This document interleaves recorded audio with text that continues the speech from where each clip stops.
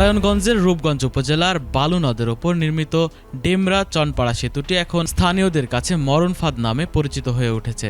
প্রায় ৩৫ বছর আগে নির্মিত এই সেতুটি বর্তমানে চরম ঝুঁকিপূর্ণ অবস্থায় রয়েছে। দিনের পর দিন অবহেলা ও সংস্কারের অভাবে সেতুটি এখন মরণ ফাঁদে পরিণত হয়েছে বলে অভিযোগ স্থানীয়দের। ১৯৯১ সালে এলজিইডির অর্থায়নে প্রায় ১,১০,০০,০০০ টাকা ব্যয়ে সেতুটি নির্মাণ করা হয়। সেতুটির দৈর্ঘ্য ১১০ ফুট এবং প্রস্থ ১২ ফুট। দীর্ঘদিন ধরে কোনো কার্যকর সংস্কার না হওয়ায় এর অবস্থা এখন ভয়াবহ পর্যায়ে পৌঁছেছে। সরেজমিনে দেখা যায়, সেতুর বিভিন্ন স্থানে পলেস্তারা খসে ভেতরের রড বেরিয়ে এসেছে। কোথাও কোথাও কংক্রিট ঝরে পড়ে সেতুর কাঠামো কঙ্কালের মতো ভয়ঙ্কর রূপ ধারণ করেছে। ভারী যানবাহন চলাচলের সময় পুরো সেতু থরথর করে কেঁপে ওঠে। সৃষ্টি হয় আতঙ্কজনক পরিস্থিতির। জীবনের ঝুঁকি নিয়েই প্রতিদিন হাজারো মানুষ এই সেতু ব্যবহার করছেন। সেতুর ২৪টি এক্সপেনশন জয়েন্টের মধ্যে অন্তত ১২টির অবস্থা অত্যন্ত নাজুক। এছাড়া সেতুর পিলার ও রেলিংয়ের রড বেরিয়ে মরিচা ধরে গেছে। বালুবাহী বাল্কহেডের ধাক্কায় প্রতিনিয়ত ক্ষতিগ্রস্ত হচ্ছে সেতুর পিলার, যা বড় ধরনের ধসের আশঙ্কা আরও বাড়িয়ে তুলছে। সবচেয়ে উদ্বেগজনক বিষয় হল, ঝুঁকিপূর্ণ ঘোষণা থাকা সত্ত্বেও প্রতিদিন এ সেতু দিয়ে চলাচল করছে হাজারো সাধারণ মানুষ, স্কুল কলেজের শিক্ষার্থী, পোশাক শ্রমিক ও ভারী যানবাহন।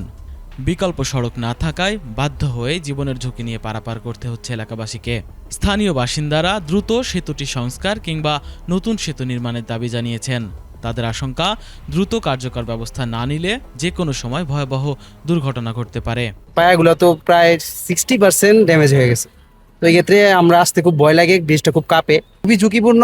এখন এটা একটা মরণ ফাঁদে পরিণত হয়েছে। বাড়ি যান এখানে চলাচল করা নিষেধ, তারপরেও কেউ মানতেছে না। এটাকে ট্যাকেল দেওয়ার জন্য এরকম মানুষও কেউ লোকজন নাই। হ্যাঁ, বাড়ি যান মালামাল নিয়ে এখানে ব্রিজ দেওয়া ওঠানামা করে, এটা আরো বেশি রিস্ক হয়ে যেতেছে।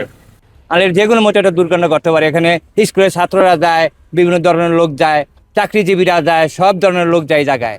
যে কোনো সময় ব্রিজ ভেঙে পড়তে পারে, ওভারলোড গাড়ি চলে। সরকারের কাছে আমাদের একটা আবেদন, এই ব্রিজটা তাড়াতাড়ি করে আমাদের করে দেওয়া দরকার। নিচে কিছু নাই, মানে শুধু আর কি দাঁড়ায় রয়েছে। আর এই ব্রিজে প্রতিদিন জাম লাগে। ব্রিজটা অনেক মানে ভয়ঙ্কর রিক্সের ব্যাপার, যাতে আমরা আতঙ্কে থাকি, প্রতিদিন এর মধ্যে থাকি ব্রিজের জন্য। ঝুঁকিপূর্ণ ব্রিজটা, এখানে আপনার যেভাবে জাম হয় রাস্তাঘাটে, এই ব্রিজটা আমাদের ব্রিজটা অনেক কাঁপে। ব্রিজটা নিচের পাইলিংটা আপনার ফাইটে গেছে গা। আমরা সরকারের কাছে আবেদন করছি অতি দ্রুত যাতে আমাদের এই ব্রিজটা নির্মাণ করে দেয়।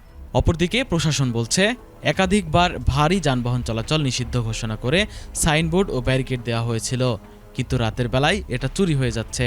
তবে খুব শিগগিরই সেতু ভাঙা ও নির্মাণ কাজের টেন্ডার দেওয়া হবে। আমাদের মাননীয় এমপি মহোদয়, উনি আমাদের মাননীয় এলজিডি প্রতিমন্ত্রী মহোদয়কে রিকোয়েস্ট করেছেন যে এই ব্রিজটি যাতে পুনর্নির্মাণ করা হয়। আমরা জেলার মিটিংয়ে উপস্থাপন করেছি। আমরা আশা করছি খুব দ্রুততার সাথে, আমরা এটা আশা করছি যে নেক্সট বাজেটে এই ব্রিজটি অনুমোদন দেয়া হবে। সাইনবোর্ড দিয়েছিলাম, একই সাথে এখানে বার লাগিয়ে দিয়েছিলাম, বাট রাতের বেলায় এটি চুরি হয়ে যাচ্ছে। আমরা এখন প্ল্যান নিচ্ছি যে আমরা এখানে সিমেন্টের দুটো পিলার বসিয়ে দিব, যাতে বড় ধরনের কোনো যানবাহন এই সেতু দিয়ে পার না হতে পারে। রূপগঞ্জে বালু নদের উপর নির্মিত ডেমরা চরপাড়া সেতুটি এখন স্থানীয়দের কাছে মরণফাঁদ সেতু নামে পরিচিত হয়ে উঠেছে। সেতুটির বিভিন্ন স্তরে পলেস্তার ঘষে পড়ে বেরিয়েছে রড, জড়ে যাচ্ছে কংক্রিট। প্রতিদিন জীবনে ঝুঁকি নিয়ে চলাচল করছেন হাজারো পথযাত্রী ও যানবাহন চালকরা। দ্রুত সেতুটির সংস্কার বা নির্মাণের দাবি জানিয়েছেন স্থানীয়রা। রাজু আহমেদ, এটিএন বাংলা, রূপগঞ্জ।